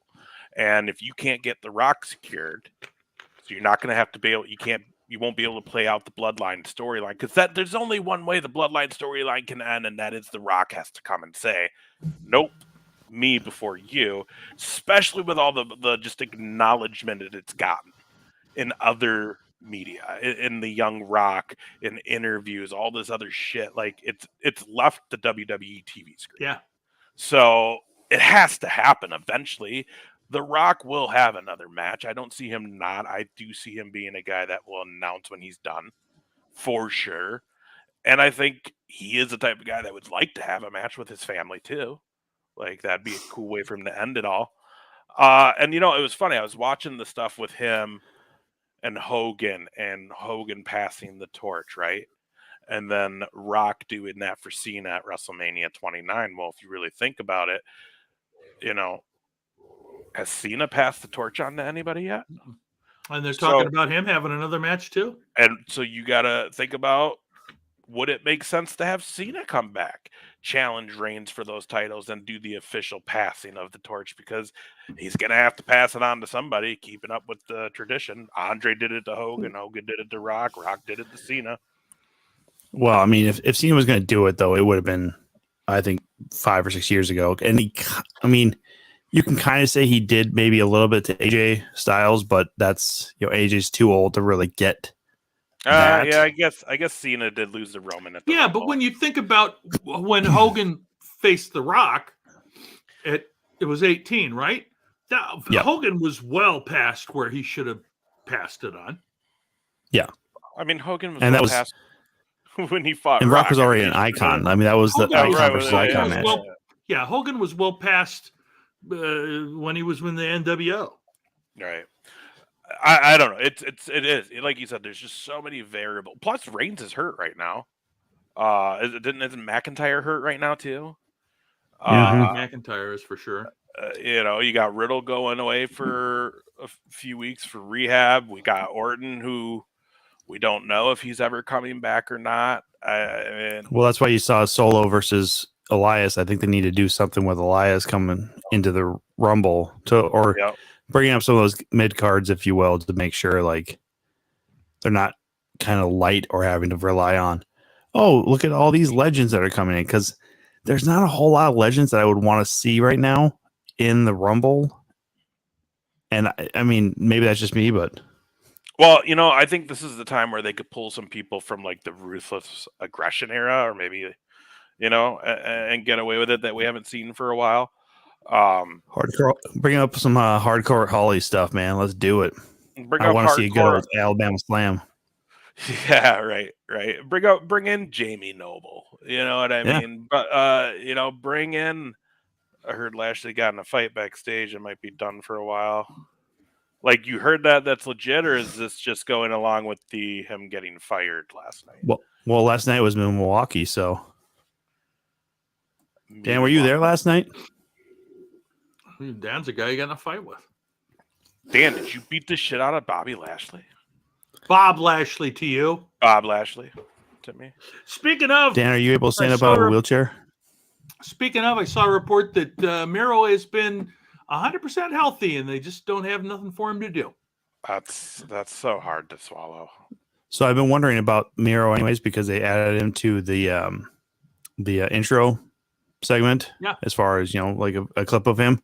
So I thought actually last week we were going to see him. I don't know. I think maybe tomorrow night with Winter is Coming. I think we might see him tomorrow night. But see, this is where I'm like lost on with what Tony Khan's doing, and that's because before buying ROH, you had a stacked roster and you had people not being used. Now you have even more people, and now you're giving ROH TV time on AEW's shows. What the fuck, man? Like, and I'll tell you, the only thing that I really enjoyed in that entire, I love the fact that MJF and Ricky Starks had that, verbal battle, because I've loved Starks since he was in NWA. Yep. But in terms of that Dynamite Diamond Ring Battle Royal, the only thing that was worth a shit to me in that entire match was when Dalton Castle's boys saved him twice, and then good God, if you can't, there's enough talent in ROH. If Tony Khan can't get those guys a TV deal, if he can't get that promotion a TV deal, he should just stop. He should stop doing all of this shit, because he's clearly trying to do too much and can't. It's like you can only focus on so much. Yeah, we said this, and Tom, we've been saying this before you even joined the show, and that's, guys, this is something very true for even just the show that we're doing right now. And me, Tommy, JR, we all understand this. We've been around this before. We know how these kind of things work. Even for an online show like this, you need about 3 to 4 years before you're going to really see that you've built something and have an audience. It doesn't happen right away. Right. And we've been saying that with AEW. It's like, it's going to be cool. But when we hit that 5-year anniversary, then let's see where they're at and how far they've come. And yeah, I don't know, man. Like, I've been saying it for a while, and it's like, I wish he would just really focus on the AEW roster and get it to where it could be. But that's just, again, you're trying to play with too many toys. You don't have enough time. And I think the honeymoon period is coming to a close for a lot of people, because there's a lot of stuff. It's like initially, my son and I were talking about this last week. Initially, it was so cool, and it didn't make any difference what it was, because we were all forgiving it was something different. It was an alternative. And now, because there is not a lot of storytelling, it's almost like you're going to a different indie show every week, and for a lot of people that's fine. And for me, it's leaving me disappointed. You know, because as much as I love to watch these guys wrestle, ultimately, I mean, it's just the fact that they're beating the shit out of each other at a certain point isn't enough anymore. Yeah, I need to buy into the story. I need to emotionally, again, I go back to, I watched some documentaries on the Peacock Network, and it was Rock and Hogan, and I think it was Cena that said it, where he's like, if you're a technical wrestling fan, if you watch that match with no sound, you'll hate it. It's the worst, however long it was of your life. But that's because it's not about the technical aspect of it. He's like, it's the story they told that had that entire stadium buzzing from the minute they made entrances till the minute those two left that stage. Yeah. Mm-hmm. You know what I mean? And that's what wrestling is. Pro wrestling is telling a story with someone else in a ring and getting a reaction from a live audience. Wrestling is truly a stage show. It's you know what I mean? It's meant to have that reaction. Yeah, Go ahead, Tom. Well, I was gonna tag on to what you guys were just saying there. I don't like 3-hour TV programs. As far as, I mean, Nitro, I could stand because it was something kind of cool, and you just the different styles. You'd have cruiserweight matches. You'd have, I mean, hell, even like the Nitro Girls was a change of pace thing coming back from ads or whatever. But like, it didn't feel super long in comparison to say where like a Raw is now, where there's just a lot of commercials and there's really not a lot of flow to the show. And I think that's one thing too. Like, even I think WWE has kind of fallen victim to this too, where they don't want to tell that good story because they don't necessarily know where they want to have this go sometimes. And I think with only 3 hours total of programming on TV, and then, JR has Dark Evolution or Dark behind him. Yep. And this is supposed to be like for some of your lesser known talent, some of your enhancement stuff, like you can't tell a good story without some build up. And you don't have enough time for everybody to get invested if they're only watching on the program. And this is why you do need to separate now between AEW, ROH, and what's happening. And also, too, you can't tell me anybody really gives two shits about Ruby Soho coming back last week when, guess what? No one is really around that remembers that she got her nose broke, because it was the buy-in for All Out, which they relied too heavily on the fact that those two matches or whatever that hour before their pay-per-views is telling a story that's going to be worth anything going towards the next month or two of programming. So yeah, it's rough. It's rough. We went from a point in pro wrestling where WWE turned everyone off. Vince was making wild ass decisions. You had AEW launch, and it was this amazing, great thing, and it really was, but it was always like, whatever, they're new. And I think what really the tide was is, I mean, let's be honest, we said it here. I mean, I think we even said it the night we did our first show when after it happened, and we said, we're like, holy shit, it just feels different now, doesn't it? Like, none of us ever thought we'd be sitting here saying Vince McMahon no longer has control of WWE and the booking that we know for the most part. So that piqued interest in them. And then, I mean, also it's a hard sell for AEW, because anyone who really bought into that Attitude Era, they're now looking at WWE and they're like, oh, so DX basically runs the joint now? Oh, I'm in. And let's be honest, and again, this is why I keep saying, we're not going to see really what Triple H is made of as the head guy here, taking Vince's spot backstage, till we get to the Rumble night and then the Mania. That stretch from Rumble night to Mania, that's where we're going to really see what Triple H is going to do. I believe he's putting pieces in place right now and getting ready for all that. And then that'll be kind of my real judgment of it. And I'm with you, Tommy. 3 hours is just too long, especially when half your show is just recaps and commercials. But I think that's also another thing. Hopefully we maybe see change down the road. Who knows? I don't know. When Triple H can maybe really get some more storytelling going. And like I said, AEW, Tony Khan needs someone to come in who just knows how to do this and has that experience and says, man, you got to just listen to me.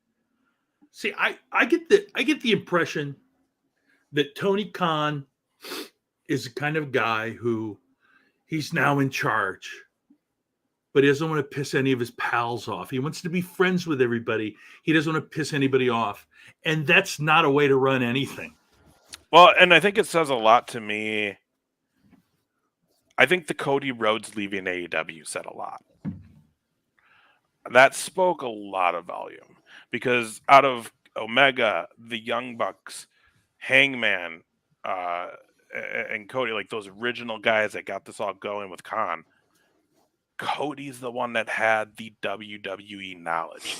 He's the one that had the territorial knowledge from his father. He's the one that went through many years. And you have to say successful. He was an IC champion at that time. He had some runs. I think him and Goldust were tag partner or champs at one time. So he had a successful run. It just never shot him to the top where he always knew he could be. You know, so you have this guy with all that experience, and also let's just not forget about how his dad's only one of the greatest of all time. And I wonder if when Cody tried to make some calls that maybe didn't work out well on TV, and he admitted to that, but also I think maybe also being like, hey man, we need to wrangle this in.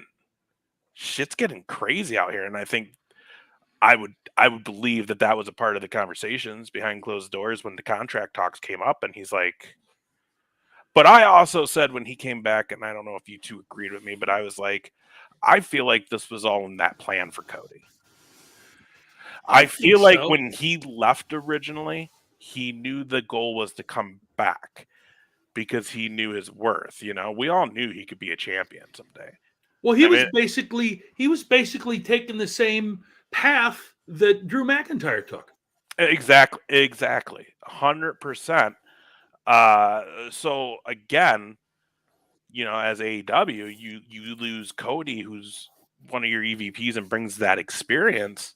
That's a huge hit because you got the guys from, you know, the Bullet Club in New Japan with the Bucks and Kenny, but again, Cody's the one that has that experience of being with WWE, who is running American TV. That's what you have to do first as AEW. Well, you got to hit your home market here. So, yeah, and Cody was growing up when Dusty was one of the bookers for WCW, or even back to like the NWO or NWA, excuse me. So he knows the business on that end as well, and I think that's why too. Since Cody's left, maybe there is that disarray backstage. I think some of that when Tony Khan said he was taking away a lot of the powers or a lot of the decision making from the EVPs, we started seeing that that discontent rising up from the talent, or maybe that's just not even listening to people backstage. I mean, again, you have egos in all of these things. I mean, you guys are in radio. There's plenty of people who have fucking egos there. JR and I do comedy. There's way too many fucking egos there. Anything dealing with entertainment, you have far, far, far too many fucking egos to think that everybody's just going to put them aside for the betterment of the company when they realize that sometimes the next contract might be their last and they need to make sure that they get as much money on the next one because, well, shit, I only maybe got 10 more years of doing this shit, so I need to make sure I get a 6-year contract and I can run the fucking indies for 4 or whatever, but that 6-year contract, I need to make sure that's as fucking buku as it can be, Yeah, right. Yeah, I don't know. Like I said, I hope it turns around for AEW. I still will watch the pay-per-views and stuff because the matches are great. The matches are great. The action's amazing. But I'm a sucker for old school wrestling, and that's the match and the story about the match needs to get me. So hopefully they get it together. Hopefully WWE can keep continuing on the trend they're doing and keep Vince McMahon out. I told you guys Sunday WWE will actually be here in Rochester. I'll be going. Right now, this is what's advertised. There's already been some changes, but I guess the Obviously. U.S. right, the United States Championship match, Rollins and Theory, 8-10. This is what changed too. So it's going to be, I think, Kevin Owens, The Brawling Brutes. Is Sheamus out? No. Kevin Owens and Sheamus and Butch are going to take on the Usos, Sami Zayn, and Solo. Sorry, one of them's out too because Drew was in this match originally, but he's out. Belair, Bayley, Styles, Rhea Ripley, Damian Priest, Gunther, all going to be there. They still have Matt Riddle listed, but we know he won't be there. He'll be somewhere else going through with. Well, he could be at the rehab at the Mayo.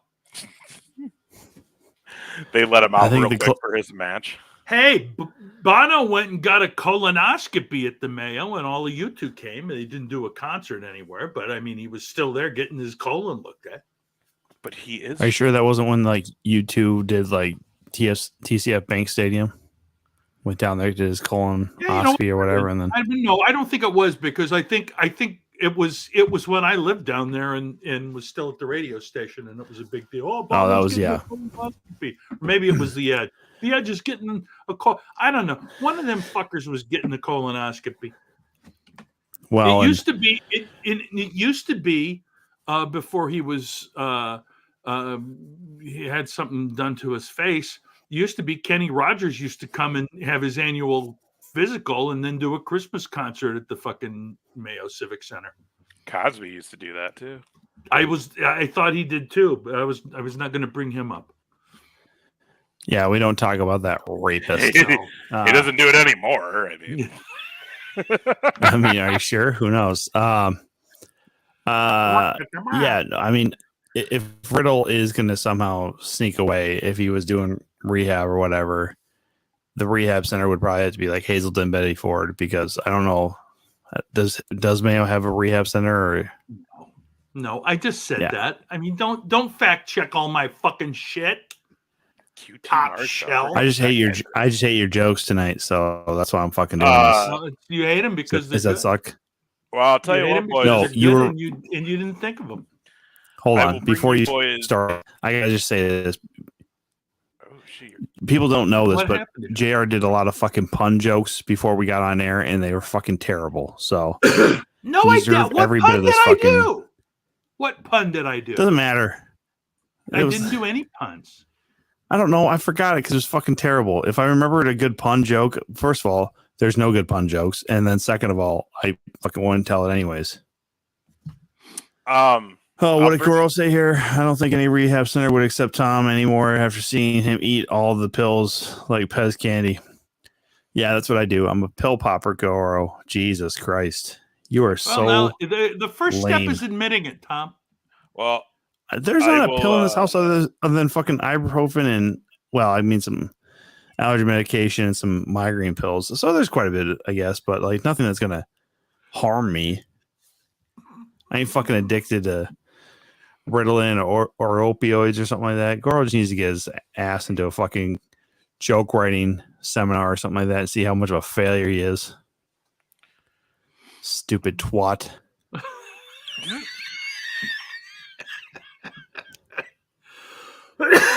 Oh my gosh. I will have to look, guys. I don't know what we have lined up guest wise next week. I don't think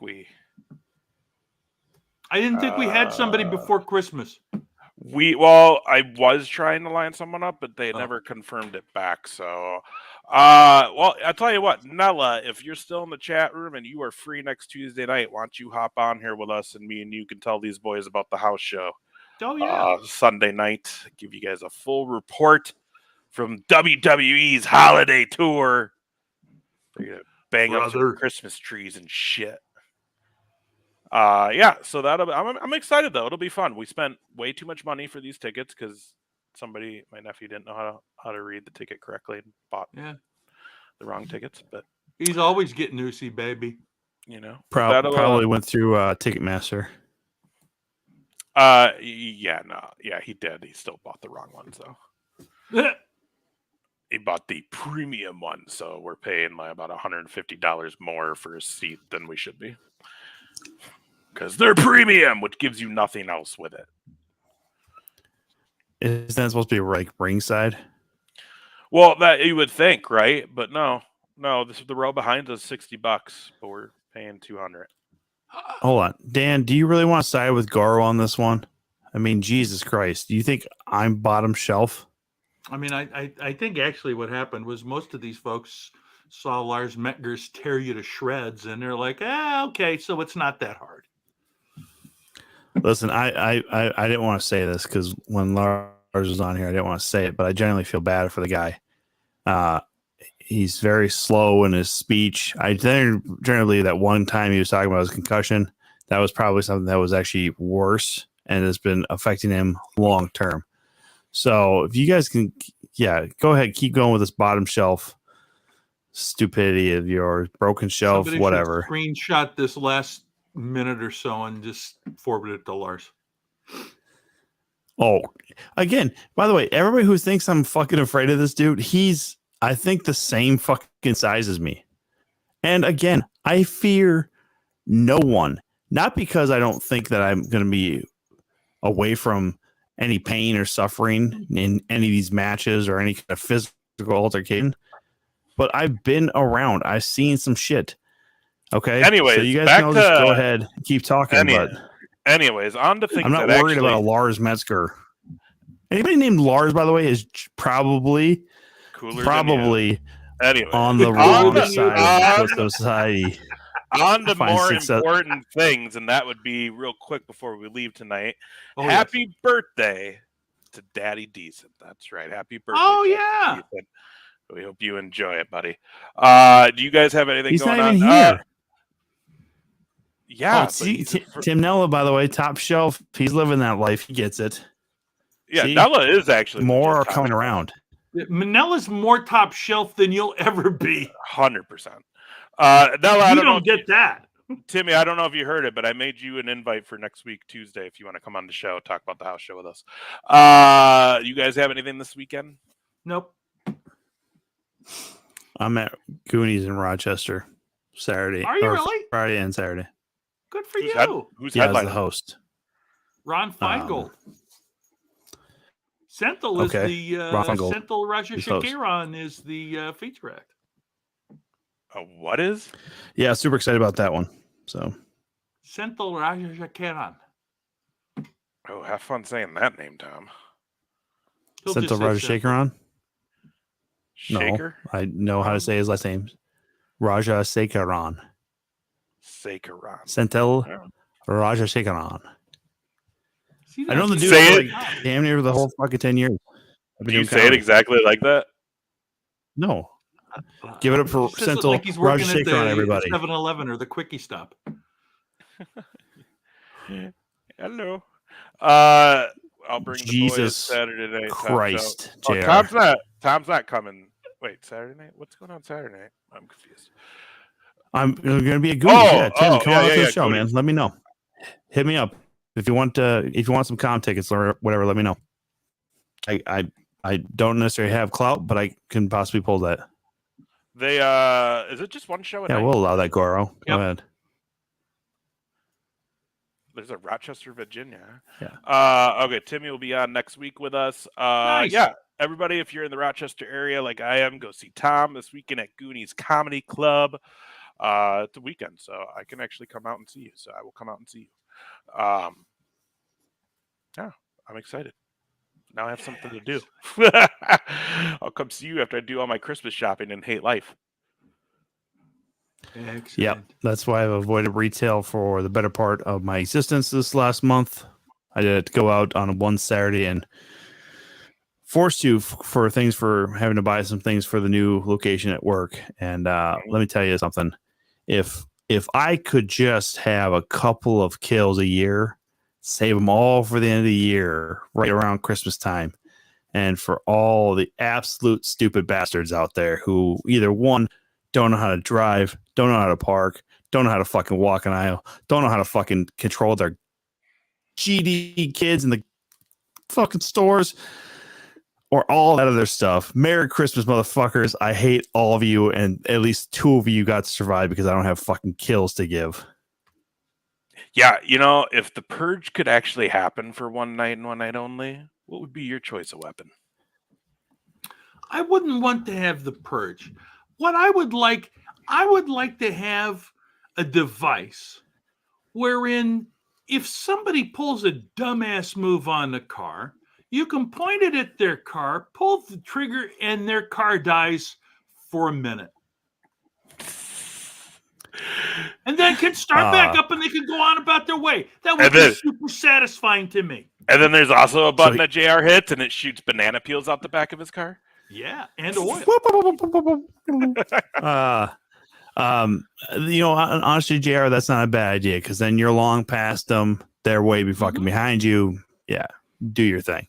No, I honestly, if I had a weapon for the purge, good old solid aluminum bat, like just 100% to the core aluminum bat, and just pounding and beating the shit out of people, dude.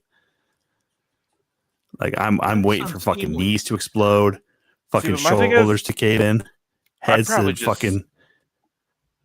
I'd snipe probably just because you don't know who's looking for you that night. Oh, I know who's looking for me. Look at the fucking last year and a half or a year plus of shows. There's a lot of these people who would have for me. And that's just on this show. Never mind your everyday life. Yeah. Poor guy quit his job because of you. That's one person, by the way. So yeah, but it only takes one person to go. I don't know if anybody else has like. Shut up, JR.